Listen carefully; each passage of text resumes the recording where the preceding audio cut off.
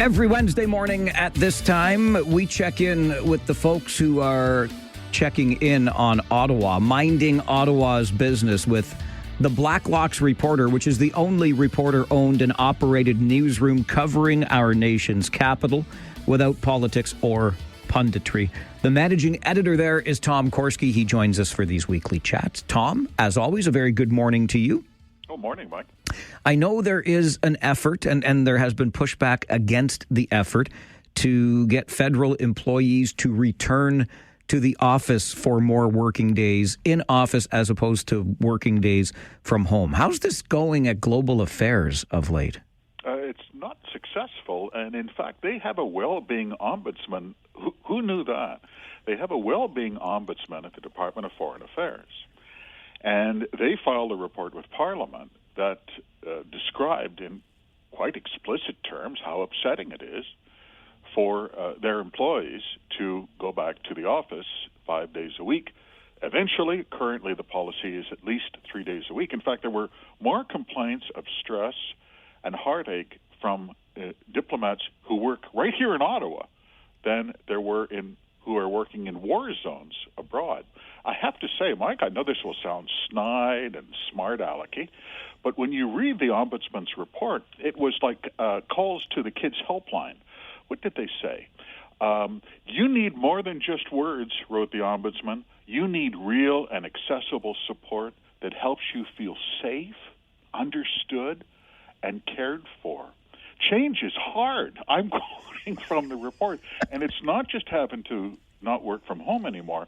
Did you know, Mike, that, for instance, quote, physical changes like renovations have added to feelings of instability, end of quote. Someone put a new coat of paint on the drywall and they moved my cubicle. But Tom, you kidding me? I wasn't consulted on the color, though, Tom. Honestly, some of you told us return to office mandates often feel like they prioritize compliance over your well-being. End of quote. You know, Mike, I, like many others, have been in the private sector workforce since I was 16. I have never worked in a place where anyone cared about my feelings, let alone asked whether I felt cared for. It's good for them. Well, but Tom, you know what you were missing is the well-being ombudsman. That's what this role has been long missing from our workplaces. Yeah, no, I had a foreman, and he did not ask if I felt cared for. Never came up. I had one of those too. I recall those days very fondly. Okay, I brought up the change or the challenges with return to work mandates because when you do go back, I suppose particularly at the National Research Council, they want to ensure the workplace has all of the available perks for you, right? Well, they have a green energy materials office in Mississauga on Speakman Drive, and it is really something. I've never been there, but I've seen the architectural drawings. And I've seen their internal reports on this through access to information. And they have what they call a penthouse lounge. And it is on the fourth floor, and there's a splash pad and trellises and flower boxes. Problem, they wanted to get just the right sort of lounge furniture so that people could contemplate climate change, presumably, in pleasant surroundings. Said one National Research Council executive, I don't want picnic tables. She was quite explicit. We only have one chance of doing this right, she wrote in a staff email. And I do not want to see any picnic tables.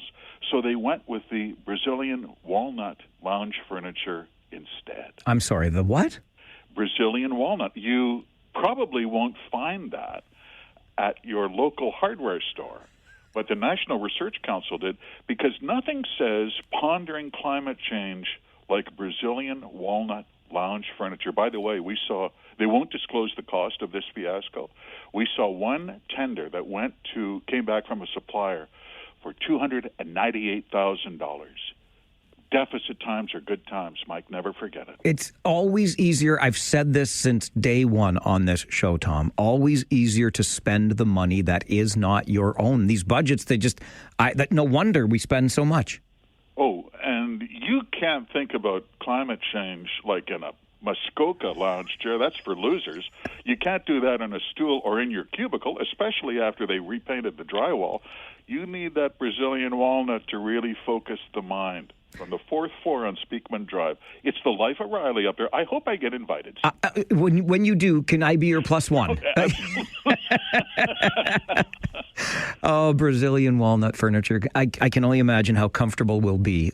Let's talk about our Prime Minister for a moment. Are we going to learn what Mr. Carney has by way of stock holdings?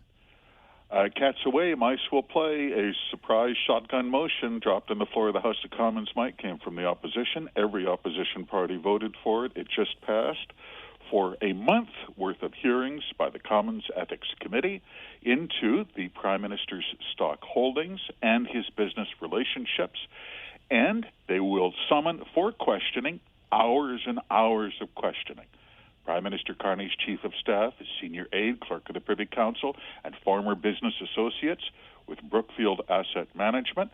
Liberal MPs were upset. This is character assassination, said Secretary to the Government House Leader. Keep an eye on that one. It's going to be a box of fireworks. That is going to be all November long. Hearings into the Prime Minister's extensive stock holdings. Mike, he disclosed it once before he put it into a blind trust. We counted over 600 corporations in which he holds shares. It went for 16 pages. You name it. Netflix, Tesla, Walmart, every American airline. He may have the most extensive stock holdings of any prime minister we've ever had. We will definitely be keeping eyes and ears on that through the month ahead. One more thing before I let you go, because we touched on this last week, and that is the ongoing issues at the Canada Revenue Agency. If you can get through to somebody in the call center, lucky you, but getting accurate information from the person taking your call is another story entirely. And now we're blocking access to the questions that were used to test the accuracy of responses from CRA respondents? It doesn't make any sense, does it? I mean, the only takeaway on this is that control and secrecy are now a fetish in Ottawa, and they will do it to a stupid degree, forgive my language. The auditor's office composed 167 test questions that they used, had auditors call in posing as tax filers to see if they got the correct answer. They won't release the text of the text questions. We've asked.